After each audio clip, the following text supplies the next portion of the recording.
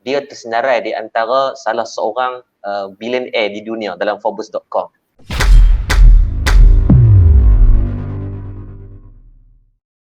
Tapi ada juga yang sedang menonton ni adalah di kalangan pekerja, mungkin pejabat awam, pejabat swasta contohnya. So, some of us ataupun separuh daripada kita income-nya terjejas. Tapi some of us alhamdulillah rezeki masa PKP ni berlambak-lambak, alhamdulillah, maksudnya berlebih-lebihan dari segi duit. Maklumlah kita dapat full amount of gaji, contohnya pejabat awam, contoh. Pada masa yang sama kita dapat moratorium contohnya. So ini adalah sesuatu perkara yang kita boleh syukuri juga Ustaz. So apa pandangan Ustaz sebagai seorang pejabat awam, sebagai seorang pekerja, sebagai seorang staff, apakah perkara-perkara yang dilihat selain daripada duit itu sendiri, selain daripada bersama-sama dengan keluarga itu sendiri, apa lagi aspek yang kita perlu syukuri yang kita consider sebagai rezeki itu Ustaz? Okey, baik. Alhamdulillah. Bila sebut tu segala, bila apa lagi benda yang kita boleh nampak kan daripada fasa PKP dan of course lah asbab daripada COVID-19. Untuk makluman, sejak merdeka Malaysia dah 62 tahun, 63 tahun kita ni Allah kurniakan kemerdekaan. Tuan-tuan, kita tak pernah lagi melalui fasa PKP yang sampai peringkat macam ni. Sebelum ni, waktu tahun 70-an, 80-an, dia masih berlaku pemberontakan komunis. Tapi hanya beberapa tempat saja berlaku PKP ataupun lockdown. Tapi hari ni, bukan seluruh Malaysia, seluruh dunia melalui fasa yang sangat kecil. Maka dalam fasa-fasa macam ni, kalau kita tengok ada orang yang bisnesnya terjejas. Ada orang yang Allah izinkan juga, seperti mana kita tengok seorang usahawan nama Eric Yuan. Eric Yuan ni adalah pengasas atau founder kepada Zoom. Dalam tempoh kurang daripada 3 bulan, dia tersenarai di antara salah seorang billionaire di dunia dalam Forbes.com. Tapi dia naik, tetapi ada orang yang terjejas. Ada kalau kita tengok dalam data yang dikeluarkan daripada Bloomberg, daripada Forbes.com, Warren Buffett di antara orang yang terkaya di dunia, dalam tempoh 2-3 bulan saja 19 bilion USD dia mengalami kerugian. Mark Zuckerberg 13 bilion, Bill Gates 15 bilion USD. Sebab itu kita tengok dalam setiap ujian Allah sebut dalam Al-Quran, Allah jelaskan kepada kita bagaimana kita tengok di antara surah yang sangat baiklah. Saya anjurkan sahabat-sahabat kita yang dengar malam ni di page saya sendiri pun ada beratus orang yang tengok sekarang di page sahabat dan guru saya pun puluhan orang yang dengar ni. Maka kita balik nanti ambil ibrah, kita buka surah Yusuf. Surah Yusuf di antara satu surah yang sangat unik. Ya, surah Yusuf. Surah Yusuf sangat unik tuan-tuan, penceritaan dia, dan di antara salah satu surah yang daripada awal sampai habis Allah Subhanahu Wa Taala menceritakan tentang kisah Nabi Yusuf. Dalam surah yang lain Allah menceritakan banyak daripada kisah-kisah dalam satu surah. Tapi surah Yusuf di antara salah satu surah yang daripada awal sampai habis cerita tentang kisah Nabi Yusuf. Dan semua sedia maklum kisah Nabi Yusuf ni cerita tentang Zulaikha. Ada yang kata nama yang gelaran Zulaikha tu hanya pada gelaran nama yang betulnya tidak tahu.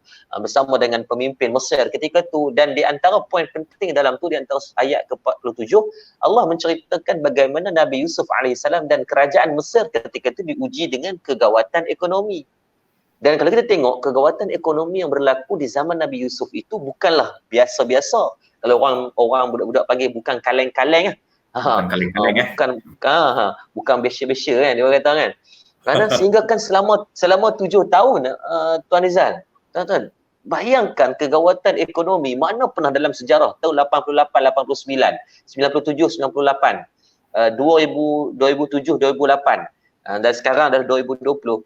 Biasanya dalam cycle ekonomi cuma di antara 2 tahun sahaja kegawatan ekonomi. Tetapi zaman Nabi Yusuf berlaku 7 tahun.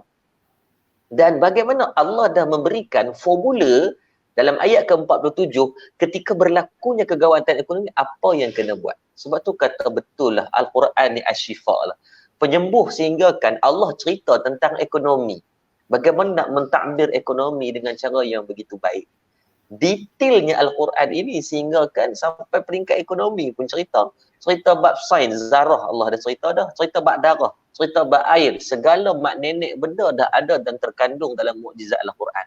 Tapi hari ni kita terlupa di antara rezeki Allah bagi pada fasa ni, khususnya pada kita semua, adalah banyak waktu untuk kita mulakan spend masa dengan Al-Quran. Saya yakin tuan-tuan, termasuk saya sebagai owner bisnes sendiri, saya pun ada bisnes, saya pun ada pusat dakwah yang saya perlu uruskan.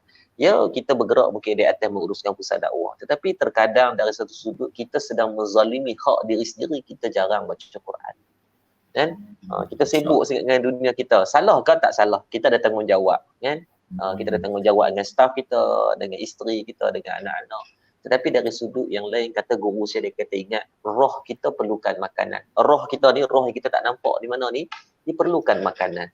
Maka makanannya di antaranya adalah bacaan Quran. So, hari ni kita cuba tengok, kan? Kita banyak buka Facebook ke banyak buka Quran? Kalau saya mungkin Facebook, WhatsApp lah banyak. Kita baca WhatsApp macam-macam grup tu Rashid, kan?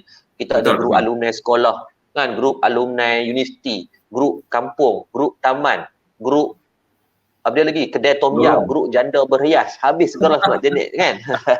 Kan? Macam-macam. Yang seronok kita boleh baca info tu, boleh scroll sampai 2-3 jam. Tapi kalau baca Quran, kalau siapa boleh baca sejam ni kira tahap wali dah pun sekarang ni, kan? So mungkin inilah waktu, rezeki yang sangat luas Allah bagi adalah waktu ketika mana dapat kita manfaatkan ruang rezeki ni rezeki Betul. waktu ni untuk dengan berdamping dengan Quran, dan dalam Quran ada penyelesaian dia, insya-Allah. Dan nanti saya akan kongsikan doa nanti, insya-Allah, untuk saya akan kongsikan itu yang kita tunggu-tunggu tu Ustaz. So maksudnya Ustaz, rezeki tu maksud Ustaz tadi bukan sahaja masa, bukan sahaja duit, kesihatan, masa kita dengan family. Sebenarnya ilmu ataupun majlis-majlis ilmu sebegini juga adalah rezeki. Experience, pengalaman saya sebagai business owner untuk menempuhi sesi krisis ini juga satu ilmu untuk saya dan kepada rakan-rakan. Betul saya? Ya. Masya Allah.